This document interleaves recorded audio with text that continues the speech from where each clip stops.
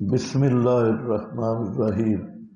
متاع لہم متاع، یہ متاع ان کی تنوین تنکیر اور تحقیر کی ہے، بالکل معمولی اور تھوڑا سا نفع دنیا میں، چند روز ہیں جو جلدی ختم ہو جائے گا۔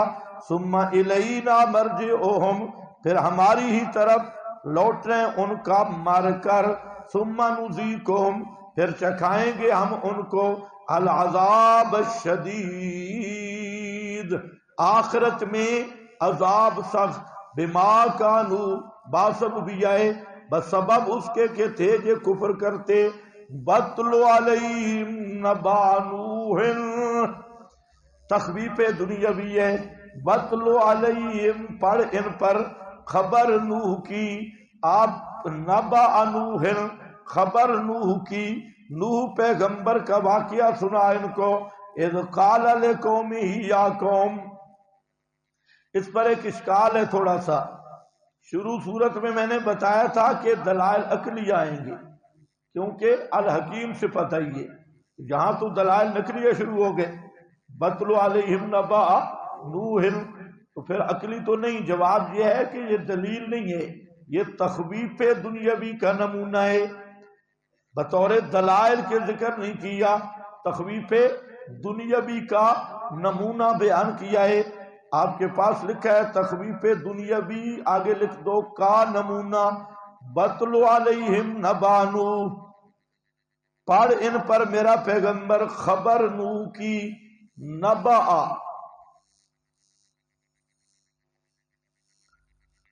نبأ کا جو لفظ ہے اگلے صفحے پر اس کی پوری تحقیق ہے۔ اب میری بات سنو، میں خلاصہ عرض کروں، صفحہ پڑھا تو کام لمبا ہو جائے گا، مختصر خلاصہ سنو۔ نبأ، اس تحقیق کی ضرورت کیوں پڑی؟ اس لیے کہ احمد رضا خان نے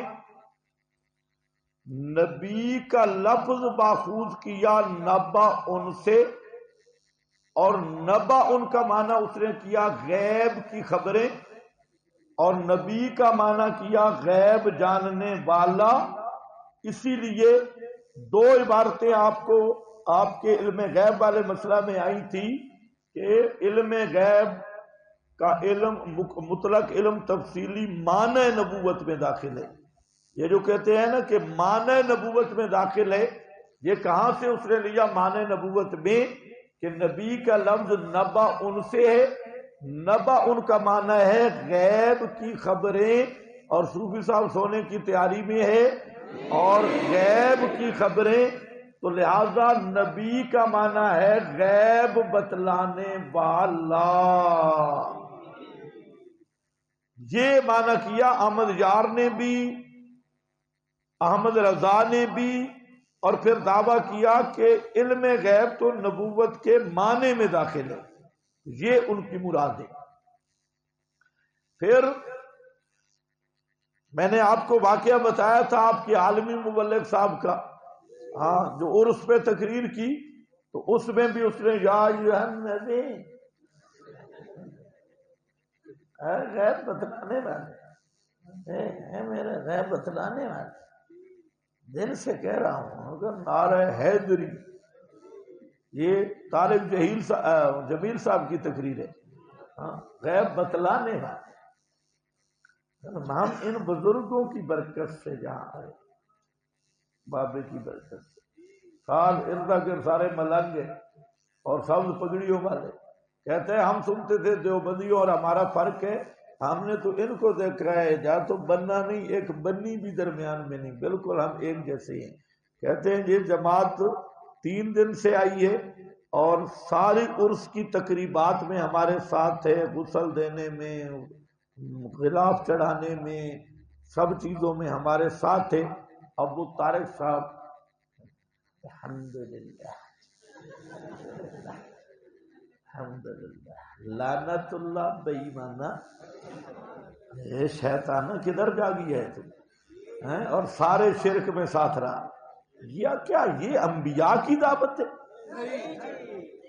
یہ اللہ کے نبیوں کی، نبی تو ان کے سارے امام باڑے گرا کے آ رہے ہیں اکیلے ابراہیم ضربم بالیمین، کچھ بھی نہیں چھوڑا، اور یہ اٹھے نبیوں والا کام۔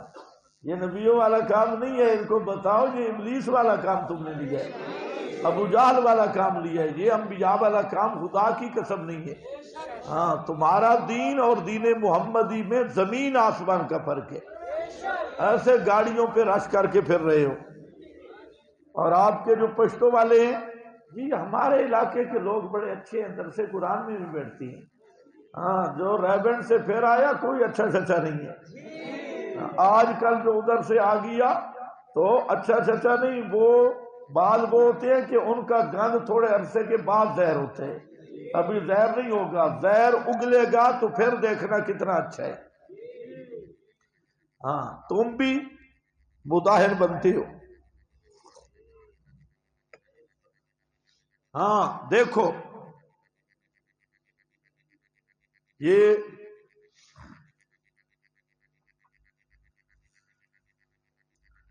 نبأن بنیادی چیز یہ ہے کہ نبی ماخوذ کس سے ہے، مشتق کس سے ہے۔ بریلویوں نے تو زور لگایا نبأن سے۔ پیر کرم شاہ یہ پہلا آدمی ہے بھیروی جس نے ضیاء القرآن میں سمجھ گیا کہ ہم معنی غلط کر رہے ہیں، کیونکہ غیب کی خبریں دینا عرب میں یہ کہانت کا ترجمہ ہے، نبوت کا ترجمہ نہیں ہے۔ من اطاع عرافا اور کاہنا جب منجم کا ترجمہ ہے، اور اس ترجمہ میں پیغمبر کی توہین ہے۔ وہی مکہ والے مشرک جو کہہ رہے تھے کاہن ہے یا نجومی ہے، تو یہ اس کو ثابت کرنا ہے۔ ابو جہل جو اعتراض کر رہا تھا یہ نبی کا معنی نہیں۔ پیر کرم شاہ نے اچھی بات کی، وہ صحیح سے مت چلا۔ اصل بات یہ ہے کہ نبی ماخوذ ہے نبوہ سے، اور نبوہ کہتے ہیں ٹیلا کو، مرتفع من الارض زمین سے جو اونچی جگہ ہے نبوہ، اسی سے النبوہ من المکان المرتفع، اور نبی کی وجہ تسمیہ ہے کہ جس طرح ٹیلا سطح زمین سے بلند ہوتا ہے، نبی کی شان پوری کائنات سے بلند ہوتی ہے، تو نبی کا معنی ہے بلند شان والا۔ اب یہ معنی جس نے حاشیہ عبد الغفور شرح جامی پڑھی ہے، تو عبد الغفور لاری نے جب بحث کی ہے نبی کے اشتقاق پر، تو اس نے اسی کی تصریح کی ہے جو میں آپ کو بتا رہا ہوں، اسی طرح دیگر حضرات نے بھی اسی کی تصریح کی ہے۔ اصل معنی یہ ہے۔ اور اگر نبأ سے محمود لاؤ تو نبأ کا معنی غیب کی خبریں نہیں، نبأ کا معنی ہوتا ہے اہم خبر، عام خبر نہیں، اہم خبر۔ خبر عام ہے، نبأ خاص ہے۔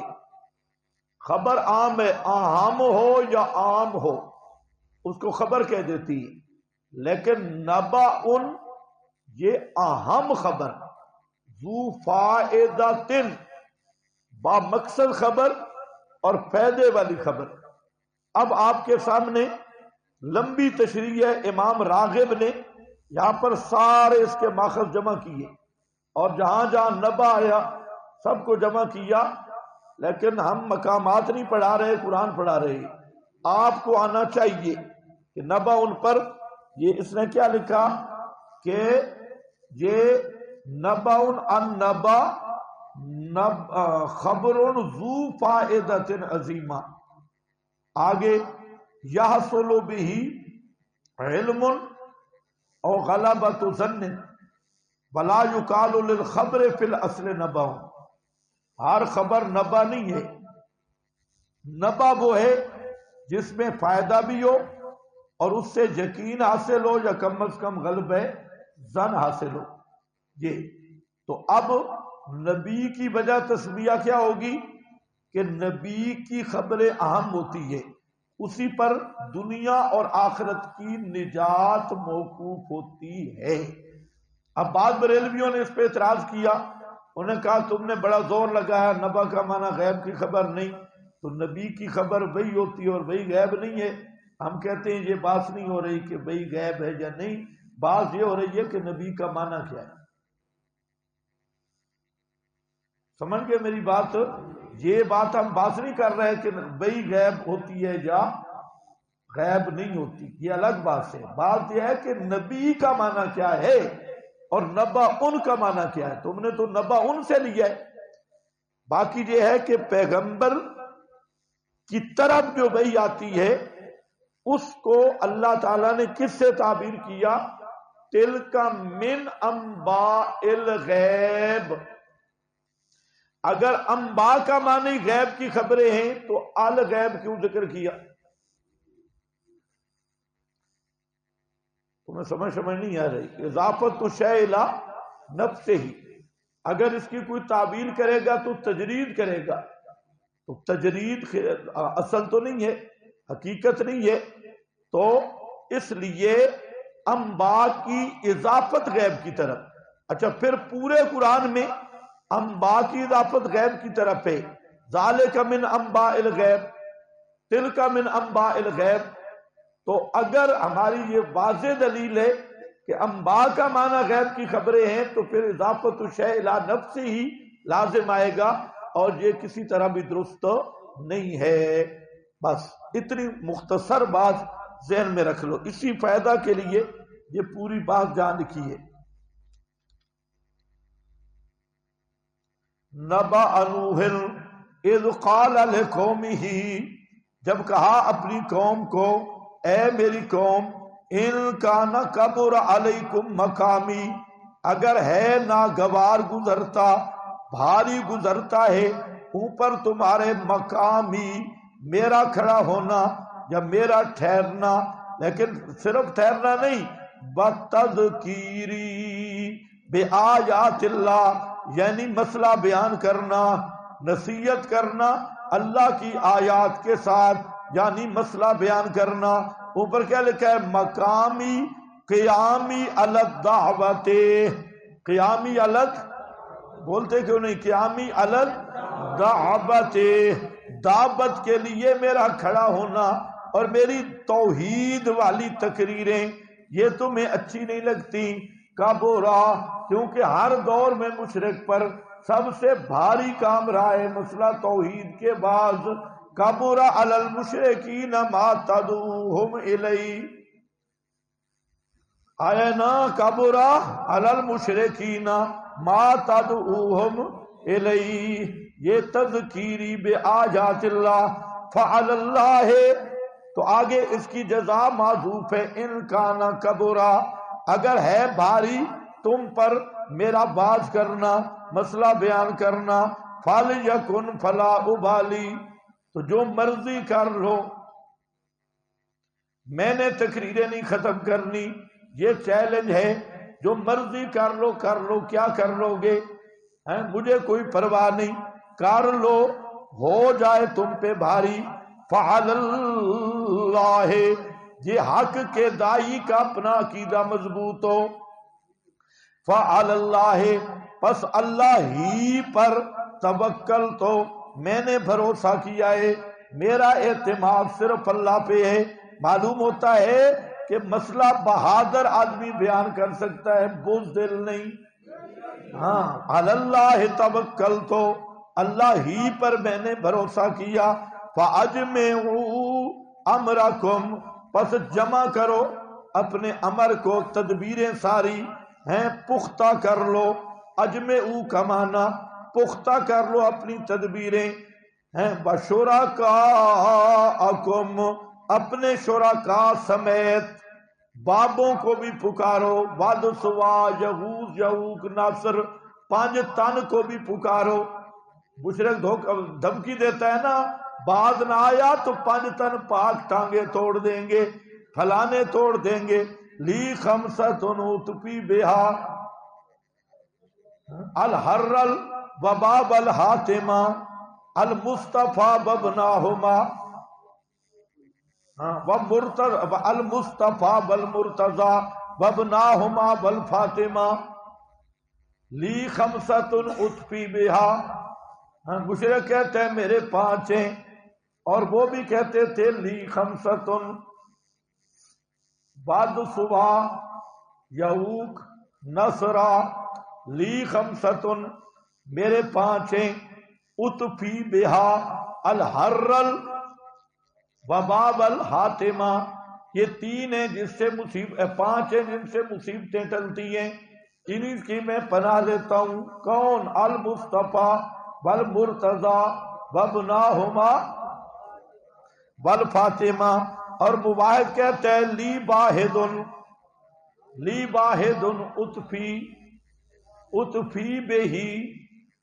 اطفی بہی الحرل وباب الحاتمہ، رب المصطفیٰ والمرتضی وابنہما والفاطمہ، رب مصطفیٰ کا اور رب مرتضیٰ کا، اور مرتضیٰ کے دونوں بیٹوں کا رب اور حضرت فاطمہ کا رب. لی واحد اطفی بہی. ہاں وہ بھی کہتے تھے ہمارے 5 بزرگ ہیں. حضرت نوح باز آ جا باز توحید سے، ورنہ اڑا کے رکھ دیں گے. شرکاءکم، شریک تمہارے، ثم لا یکن امرکم علیکم غمۃ، پھر نہ ہو امر تمہارا علیکم اوپر تمہارے، غمۃ مستورن پوشیدہ چھپا ہوا، یعنی کھول کر میدان میں آؤ. بزدلو، میٹنگیں کیوں کرتی ہو چھپ چھپ کر؟ میرے خلاف آؤ، میں اکیلا آدمی ہوں، تم ساری قوم ہو، تو چھپ چھپ کے بند کمروں میں میٹنگیں نہ کرو، بالکل رڑے میدان پہ آؤ. ثم قضوا الیہ، پھر کر گزرو جو کچھ کرنا ہے میرے ساتھ. ولا تنظرون، اور مت مہلت دینا مجھے ذرا بھی، کوئی مہلت نہ دو، جو تم سے ہوتا ہے کر لو. سمجھے؟ یہ ہوتا ہے اللہ توکل. تو اس قسم کا بہادر آدمی وہ مسئلہ بیان کر سکتا ہے، ورنہ صوفی نہیں، ڈرنے والے نہیں. فلانا ناراض ہو جائے گا، فلانا ناراض ہو جائے گا، یہ جب تک بت دل میں رہتے ہیں مسئلہ بیان نہیں ہوتا، اور جب دل بتوں سے خالی ہو جائے پھر مسئلہ بیان ہوتا ہے، اور پھر ڈنکے کی چوٹ پہ بیان ہوتا ہے. اب فرماتے ہیں فَإِن تَوَلَّيْتُمْ، ہاں خطیب خارج ہو گئے. فَإِن تَوَلَّيْتُمْ، اگر تم منہ موڑے رہو اور میرا مسئلہ نہ مانو، فَمَا سَأَلْتُكُمْ مِنْ أَجْرٍ، پس نہیں مانگتا میں تم سے کوئی فیس. من اجرن، میرا کیا نقصان ہوگا؟ میری دعوت تو اخلاص پہ مبنی ہے. یہ ہوتا ہے وہ مبلغ جو فیسیں نہیں لیتا، اللہ کی توحید کا مسئلہ اللہ کی رضا کے لیے بیان کرتا ہے. فما سألتکم من اجر، نہیں مانگتا تم سے من اجر کوئی مزدوری کہ تمہارے نہ ماننے سے مجھے مالی ضرر کا اندیشہ ہو، میری تقریریں نہیں ہوں گی، فیسیں کم ہوں گی.